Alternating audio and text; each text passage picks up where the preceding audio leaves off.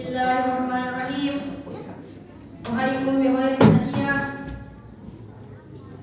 Tahiyatan min indillah, tahiyatan Islam, fahiyas salam, fahiyas Islam, salam. Assalamualaikum warahmatullahi wabarakatuh.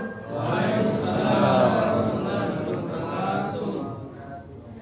Innal hamdalillah nahmaduhu wa nasta'inuhu wa nastaghfiruh wa na'udzu billahi min syururi anfusina wa min sayyiati a'malina. May yahdihillahu fala mudhillalah wa may yudlil fala hadiyalah.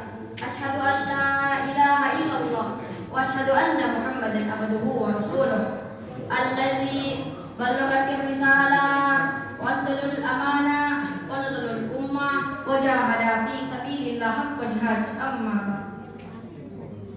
Pertama-tama dan yang paling utama, marilah kita panjatkan segala puja dan puji syukur kita atas kehadiran Allah Subhanahu wa taala yang telah memberi kita banyak sekali kenikmatan sehingga kita tidak bisa menghitungnya, saking banyaknya kenikmatan-kenikmatan Allah yang Allah berikan kepada kita.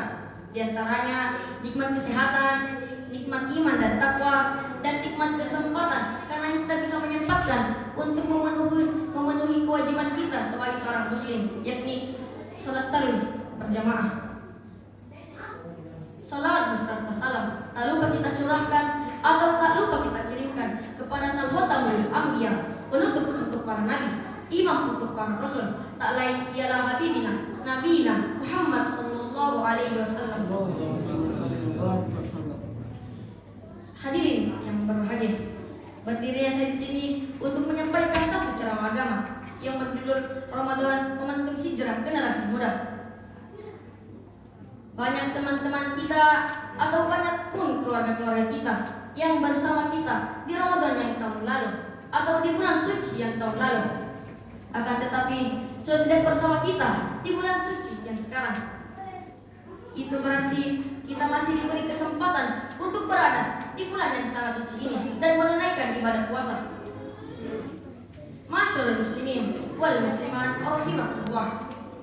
Ramadan itu bukan hanya soal rutinitas tahunan, tetapi undangan yang langsung dari Allah Subhanahu wa taala untuk kita, dan diwajibkan atas kita berpuasa dan Idul Fitri setelahnya. Ramadan bukan hanya soal menahan lapar maupun menahan haus, tetapi melatih kita agar kita bisa lebih baik lagi dan melatih kita untuk menjauhi larangan-larangan Allah dan godaan syaitan yang terkutuk lainnya. Seperti Allah berfirman dalam Quran surah Al-Baqarah ayat 183 yang berbunyi, Bismillahirrahmanirrahim. Ya ayyuhalladzina amanu kutiba alaikumusiyam kama kutiba alal ladzina min qablikum la'allakum tattaqun. Shadaqallahul azim. Yang artinya, wahai orang-orang yang beriman, diwajibkanlah atas kamu berpuasa sebagaimana orang-orang sebelum kamu agar kamu bertakwa. Quran surah Al-Baqarah ayat 183. Masyaallah muslimin wal muslimat rahimakumullah. Ramadan adalah takwa. Takwa adalah mempercayai bahwa Allah selalu melihat kita dan Allah adalah Maha melihat, serta kita harus menjauhi larangan-larangannya. Sebab biarpun kita di ruangan yang terpencil, di ruangan yang gelap, di ruangan yang kecil, yakinlah Allah selalu melihat kita. Generasi muda hari ini cukup menjadi tantangan. Gadget berada di genggaman, hiburan tanpa batasan, dunia berada dalam layanan, dan pergaulan tanpa kontrolan. Semua itu bisa menjadi jauh dari Allah Subhanahu wa taala jika tidak ada benteng Islam atau benteng iman yang melindungi.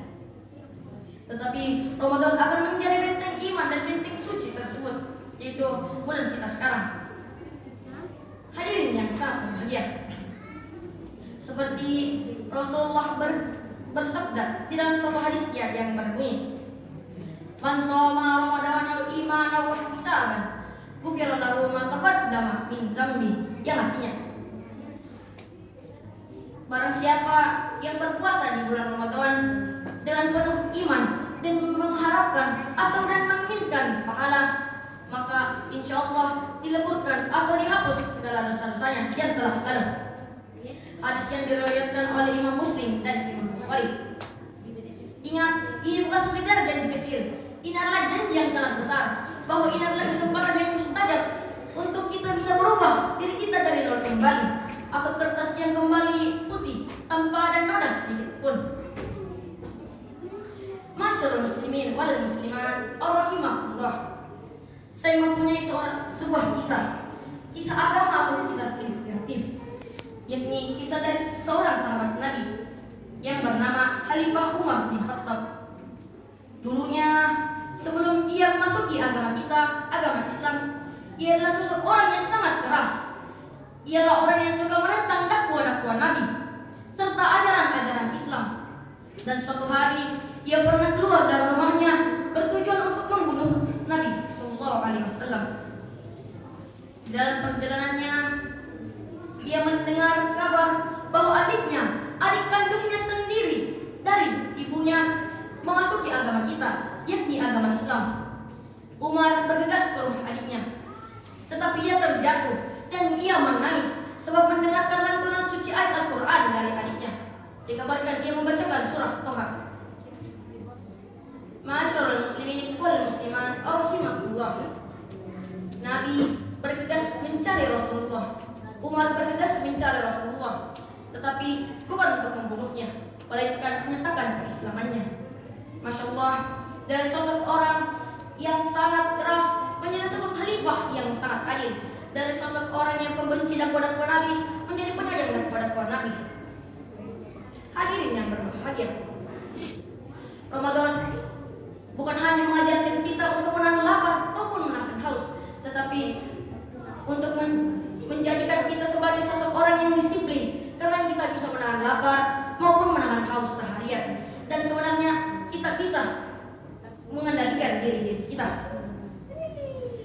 Hadirin yang sangat bahagia, kita sering membaca doa-doa ini, atau kita sering mendengarkan di setiap sholat kita, di setiap waktu, atau di setiap ibadah-ibadah kita, yakni doa yang tidak asing di telinga kita. Doa yang berbunyi Rabbana atina fid dunya hasanah fil akhirati hasanah wa qina adzabannar, yang artinya, ya Allah, anugerahkanlah kami nikmat-nikmat-Mu dan akhirat, serta jauhkanlah kami dari siksa api neraka. Namun, apa yang dimaksud dari kenikmatan-kenikmatan Allah itu, hadirin sekalian? Pasti kita ingin hidup kita berkah. Kita ingin kita menjadi seorang yang kaya raya. Kita ingin kita menjadi sosok orang yang tinggi dalam satu kerja atau jabatan kita, atau kita ingin sehat sentosa selamanya. Tetapi tidak semua orang bisa mendapatkan itu. Hadirin sekalian, tidak semua orang berkah hidupnya, tidak semua orang kaya raya, atau tidak semua orang bisa mendapatkan jabatan yang tinggi di dalam pekerjaan mereka, dan tidak semua orang sehat sentosa selamanya. Bisa jadi kalau kita mendapatkan perkara-perkara seperti itu atau kondisi seperti itu, bagaimana sikap kita? Apakah itu juga termasuk kenikmatan-kenikmatan Allah? Ya, itu tetap termasuk kenikmatan-kenikmatan Allah. Sebab jika kita mampu atau kita bisa mensyukuri, kalau demikian kondisinya, insya Allah itu termasuk kenikmatan-kenikmatan Allah yang Allah sedang menjadikan kenikmatan itu sebagai musibah untuk melatih kita menjadi yang lebih baik lagi. Misalnya, kita ingin menjadi seorang dokter atau pekerjaan lainnya.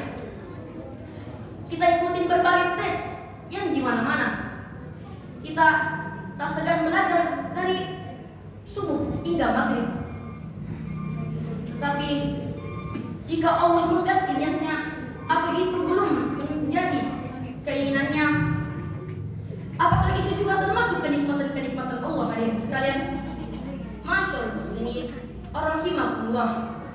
Jika Allah tidak menggapai atau Allah tidak memberi kita nikmat-nikmat atau keinginan kita yang kita inginkan, insyaallah Allah akan memberi kita yang lebih baik lagi dari yang kita inginkan. Masyaallah muslimin rahimakumullah. Jangan sampai Allah mentakdirkan kita meninggal hari ini dengan seperti bermain HP ataupun bermaksiat atau godaan-godaan syaitan yang lainnya yang kita sedang lakukan. Dan Allah menyuruh malaikat untuk membunuhnya hari ini juga. Nauzubillahi min dzalik. Marilah kita senantiasa berdoa. Dan ini adalah bulan yang mustajab. Ini adalah bulan yang dimana jika kita membaca lantunan suci ayat Al-Quran, satu huruf saja dilipat gandakan menjadi 10. Betapa sempurnanya bulan ini. Ma'asyiral muslimin wal muslimat rahimakumullah. Semoga apa yang saya sampaikan bisa berguna atau bisa disampaikan kembali. Bisa disampaikan kembali insyaallah. Ingat, pepatah pernah berkata, unzur ma qala wa tanzur man qala. Don't look who said, but look what he said. Jangan lihat siapa yang menyampaikan, tapi dengar dan perhatikan apa yang dia sampaikan. Saya cukupkan pembicaraan saya atau saya cukupkan ceramah saya sampai sini. Saya tutup dengan wabillahi taufiq wal hidayah. Nun wal qalami wa ma yasturun. Fastabiqul khairat. Summa assalamu